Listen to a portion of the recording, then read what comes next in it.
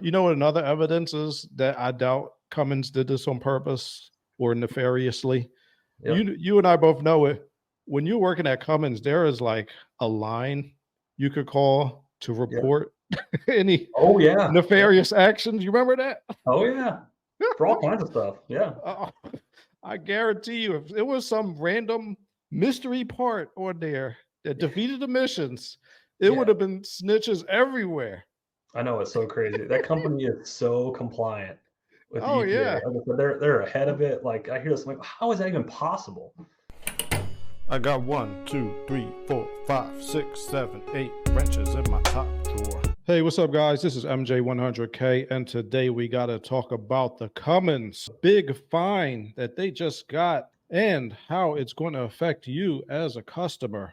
We're going to get into the background of this right now. So let me bring up a news story for you guys. I got my friend Dane on the line. How you doing, Dane? Doing good, bud. Good to see you. So you guys should know Dane and I both used to work at Cummins. I worked there as a mechanical engineering technician and as a service engineer, and Dane also worked there as a mechanical engineering technician. So we know a little bit about Cummins. So Yeah, we've got the inside scoop. all right, so here we go. Let's look at this news story. Cummins will pay up a record amount as part of a settlement with the Department of Justice. Regulators sued Cummins over allegations it violated the Clean Air Act. The DOJ said in that filing, the engine manufacturer installed defeat devices inside the emission control components of engines. Cummins will pay more than $1.6 billion in this settlement. As part of that agreement, though, the company does not admit wrongdoing. Were you just as surprised as I was when you heard that news? I was, and yeah, I was surprised to hear that. I tried to look on the internet to see what exactly they installed to defeat the emissions, and like my impression was that they put some part on the car that nobody knew what it was, and it defeated the emissions, like it was a trick. Yep. But I don't think that that's what happened. Dane, what do you think happened? Yeah, like I said, I was blown away when I heard this. You know, me and you both know from being inside those walls is that they are extremely compliant with EPA regulations because you have to be because this stuff happens. And they even like were ahead of the curve, like on tier 4, getting into market. They've been ahead on some of these different tiers that they've had to meet for the EPA. So something like this blows me away. But yeah, they keep saying that defeat devices. I think a lot of people think that's like a box that's plugged in somewhere that throws a false reading. So I think a big thing to note here is that trucks are not failing tests. When they're tested in different states for their emission checks, they're not failing tests. When they're tested going out the door for the factory, they're not failing tests. Trucks aren't throwing engine codes, having to come to dealers failing for test. And this goes back, I think this recall that they're going to end up putting in place goes back to 2013, right? Yeah, well, I'm going to look at the exact years, but I think it's, let me bring up the exact thing. Okay, so this is from the EPA's website directly. And let's see. The settlement requires Cummins to work with Fiat Chrysler and its dealers on a vehicle recall and repair program that will remove all defeat devices from the affected 2013 to 2019 Ram trucks free of charge and bring the vehicles into compliance with applicable emission standards under the Clean Air Act. So that is according to the EPA.gov. Yeah, so they got to pay that big settlement plus fix all these trucks. They're going to get dinged. Yeah, going back on, I guess where I was at is, like I said, they're not failing tests when they're being checked. And this isn't like the deal that was happening with Volkswagen, where when they were on a dyno to be checked, they would throw a code inside of the ECU to put it in a different mode. They're same mode, road test, whatever. With these trucks, they're not failing. And this is kind of a fault to the EPA. The EPA makes the engine manufacturers test inside of like a super narrow window. It's not through like the whole RPM range. It's not through all load ranges, but they say in this window, you got to be at, X NOx, X carbon emissions. And they set standards for at every tier level. And so what I know about this is that they're getting flagged outside of that window now. And Oh, so they're passing inside of the window EPA says you have to pass inside of. Outside of that window is kind of fair game, but you're supposed to declare what you're doing outside of that window. And so I believe that is where the problem lays. Either there was some paperwork that wasn't filed correctly.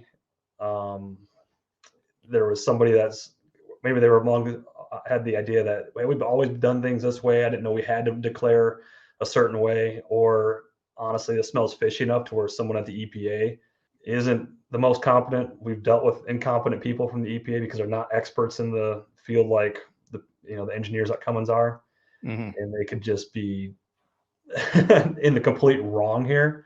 so this is what you've in heard? companies. It's been verified. Now, now I've also heard, I'm not going to say rumors, but I've heard some things from some people who are involved with this. Without getting into specifics, I'm going to echo what the CEO of Cummins said. And let me bring up their statement. Okay, so this is from Cummins, investor.cummins.com. Cummins has reached an agreement in principle to resolve U.S. regulatory claims regarding its emissions certification and compliance process for certain engines primarily used in pickup truck applications. The company has cooperated fully with the relevant regulators, already addressed many of the issues involved, and looks forward to obtaining certainty as it concludes this lengthy matter. Cummins conducted an extensive internal review and worked collaboratively with the regulators for more than 4 years. The company has seen no evidence that anyone acted in bad faith and does not admit wrongdoing. I have to say, from my conversations with people who are still working there, without getting into specifics or casting blame, I think I have to honestly say I do not believe that somebody at Cummins purposely did anything to defeat emissions. I think that the proof of that is, well, not proof, but some evidence of that is, so when Volkswagen got in trouble for this, right? Trial. And some people, I believe some people went to jail over it. Yeah, it was a much larger deal. And yeah, there was something they could point to, which everybody knows about now if you've done any looking into it, where there was, a system inside of the ECU would actually change over into a completely different tune when it knew it was being tested. Right. This isn't what's happening with the Cummins at all. They're basically saying that they're being exceptionally vague, and I think it's because they don't have good ground to stand on. The EPA doesn't have good ground to stand on, and but the Cummins also knows too that they can't do anything about it. Even if the EPA is completely in the wrong here and Cummins is completely in the right, what are you going to do? I mean, the government's got a military. Yeah. So, and I agree totally with you, Dane. And also, if there were some part that Cummins installed to defeat this emissions, it looks like what they're doing is they're updating a calibration. And I'll show you the evidence of that later. Some people have already gotten notices of this in California to come in and get a new software update. If there were some part there that Cummins installed, the fix to that would be to remove this mystery part and update the calibration. If there's only an update of the calibration, it looks to me like the issue itself is with the calibration. I'm thinking maybe because there's really only a couple main things you can adjust. How much DEF fluid you spray in and how much EGR you apply and when. And those would be the main things that get adjusted. So I think just the updated software, the updated calibration is what's going to maybe change one or two more of those parameters. What do you think, Dean? Yeah, you pretty much nailed it. I'm not going to name names or go into too much detail on what I know, but where the EPA has an issue is at full load, wide open throttle, which diesel is not a throttle, but wide open is where they're having their complaint, which is a non-test zone. They don't get tested there as far as the EPA is concerned. So There will be a new calibration. Everyone that owns a truck that's effective is going to get a letter in the mail saying go to your dealer, get your new calibration. It's a recall just like any other, just like the Tata recall for airbags that affected so many vehicles. Same deal. You got to go to your dealer, get a new calibration. All So right. it'll affect you in that sense. If you got a stock daily driver truck, you probably won't notice a difference. Maybe a little top end power loss, but again, you're not going to notice that unless you're fully loaded anyways with those trucks. Yeah, exactly.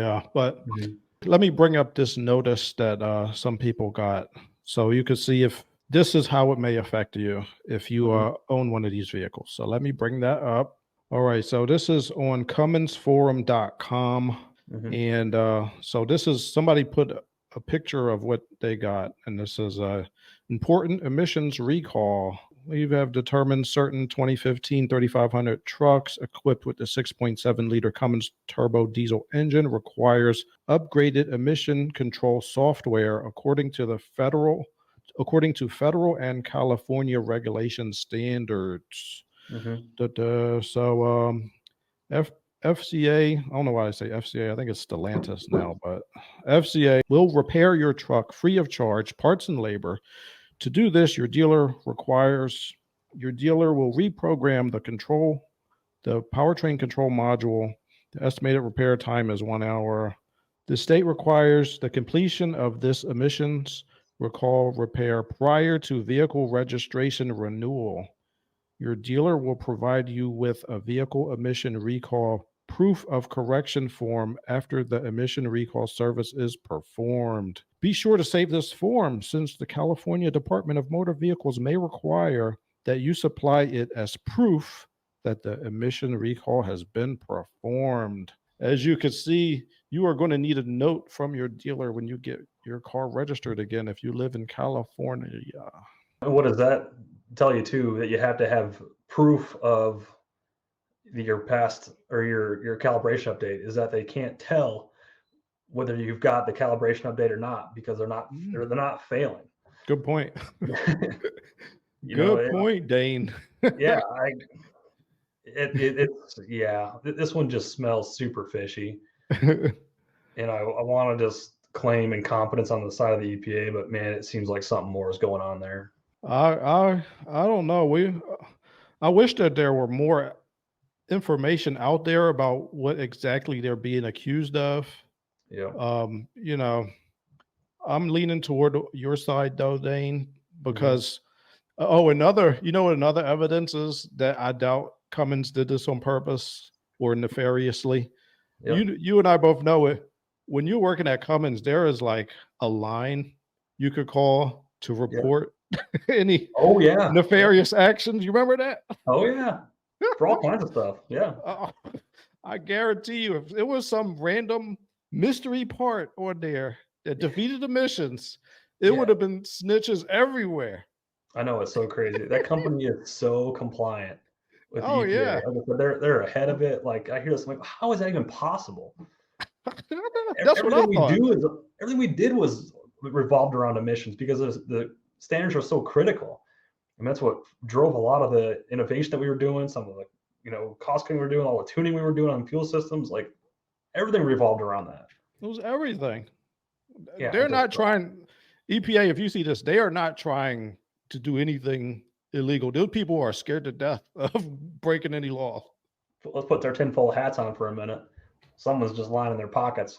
I'm saying it. Dane, did you just say that? Hey, shooting shots right now. They're going to be at your house tomorrow. Yeah. EPA gonna come knocking. They're going to have a word with you. Know? We need to keep this guy quiet. Well, just going forward, it looks like the result for the customer is, it looks like you're just going to have to get an updated calibration. I saw somebody in one of the forums, and they said they got the calibration, and they couldn't tell the difference really. I saw there was somebody on YouTube. They were saying they were going to test it before and after to see if there's any difference in power. But now that from our conversation, like I doubt it. Yeah, I already seen a couple people. They said that they couldn't tell the difference. Yeah, I don't think it's going to be. Yeah, I think the guys that are going to get affected the most are the guys that have done upgrades to their truck or their engines, and they live in one of these states that's going to require you to have this. They're going to probably have to go back to stock, do this upgrade, then wait for the aftermarket to catch up to put their, bolt-on parts, bigger turbo, whatever, on their truck. Not every state's probably going to require you to have this done. I don't know if the federal government's going to require you to have it done. I don't know if they even have that kind of overreach to do that to an individual level. So you guys that are in states that don't require yearly checks or annual checks, you're probably okay. Everybody else, if your truck's stocked, probably not going to be a problem. It's probably only going to be an effect on the customer if your truck's already been modified. Here, Dayton, I looked up on my phone which states are CARB states. Mm-hmm. Let me see if I can find that. I feel like it's about half of them. All right, here we go. I think these are CARB states according to google.com. So we got California, of course, Oregon, Pennsylvania, Rhode Island, Vermont, New Jersey, New York, and Washington. It's like Arizona, Idaho, Maine, Nevada, Delaware. There's a handful that also require testing too. Yeah. So we're not exactly sure about what states will be affected. But if you get a letter in the mail and they say that you got to update your calibration, then you got to do that because they're probably going to require that as proof before you get your registration done. Where I live, they don't really care about stuff like that. Yeah. Go nuts. We live in the Wild West, so we do whatever we want. We're still free on that front here. But even though I'm in the Wild West for emissions, I got to be honest with you. I would not be installing any defeat devices, even if even though I'm not going to get caught. It's just a pain in the butt. The truck is made for a certain thing. So I would just leave it like that. I know Dane disagrees with that, right? No, actually, I think we're mostly on the same page. So I've got a diesel truck. I got that 2017 Duramax, and it's still got all the emissions equipment on it, and DEF tank, all that stuff. And I don't mind it at all. I actually kind of like having it on because it helps kill all that diesel smell. Yeah. And then all the rest of my trucks, other than the hot rod ones, they all have the catalyst on them and the factory emissions equipment, and that's a big, mostly just because smell at this point. I used to not care as much or think, oh, that shit's dumb, just cut it off, throw it away. It's robbing horsepower. It's not really robbing much horsepower. You're going to notice by the seat of your pants. But when I was in South America a couple of years ago, there's no standards there at all. There's no catalyst, no nothing. And man, there's not a lot. There's a lot of traffic, but just every time you're around cars and like the cities and stuff, you're just choking on that exhaust stink all the time. Oh man, it's so overpowering. I'm like, all right, it kind of changed my mind to like, even if it's just one, if you think, oh, I'm just one guy, everybody else has got it. Well, now you're the asshole that smells. Yeah. I'll tell you, Dane did not used to think like that, you guys. No, I didn't. I changed my mind. So what country were you in that was like that? That was in Colombia. Colombia. Yeah. All right. So yeah. So there you go. That defeat device is over for that stuff. I mean, it's only going to be more and more regulations. They're going to get more and more strict. It's best just to leave it on there. And just like Dane said, like you living in a country where it's no holds barred, like it's going to smell gross apparently. yeah, they don't smell good, and in most emission stuff's pretty good. I think some guys are still stuck that this stuff's gonna give you all kinds of check engine codes and have failures. And yeah, there was a lot of those problems in the beginning, but a lot of that stuff's gotten fixed, if not all of it by this point. So it's not really an issue. Put your DEF fluid in, drive your truck like it's supposed to be driven, and you shouldn't have any problems. All right. So we're gonna leave it right there. Thank you for your insight, Dane. That was very helpful. I thought you were going to say the opposite of what you said, but you've come around. Yeah, kind of. I mean, like my 78 C10 that's going to have turbos put on it here pretty soon. It's not going to have catalyst, but like I said, it's an old hot rod truck. But like my 2011 truck, my 2008 truck, the I've got a 97. I'm getting ready to put an engine in. It's all still gonna have stuff on it. Yep. All right, cool. Well, thank you for coming, Dane. We're going to wrap it up here. If you got any questions, you can put them in the comments. Thank you for tuning in and have a good one. Yep. See you guys.